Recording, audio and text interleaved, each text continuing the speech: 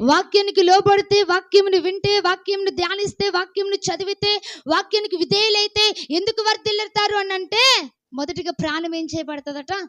తెప్పరిల్లుతుంది. దేవుడిచ్చిన ధర్మశాస్త్రం అట యథార్థమైనది. దేవుడిచ్చిన ధర్మశాస్త్రం ఎలాంటిదట?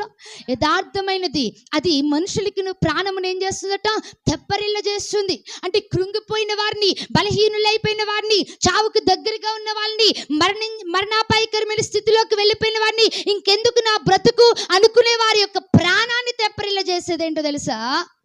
దేవుని వాక్యం. దేవునికి స్తోత్రం. హల్లెలూయా. అందుకే కీర్తనకారుడు అంటున్నాడు, ధర్మశాస్త్రము యథార్థమైనది, అది ప్రాణమును. అందుకే అంటున్నాడు సొలొమోనుతో, సొలొమోనా, ధర్మశాస్త్రం గురించి నీకు తెలియదు, ధర్మశాస్త్ర ప్రకారంగా నడుచుకుంటకు విధేయుడు కవుడుకు జాగ్రత్త పడుము. ఎందుకంటే ఆ యొక్క వాక్యము నువ్వు గైకొంటే గనుక నువ్వు వర్ధిల్లుతావు. ఎందుకంటే ఆ వాక్యము నీ ప్రాణమును ఏం చేస్తుంది? తెప్పరిల్ల చేస్తుంది. దేవునికి స్తోత్రం.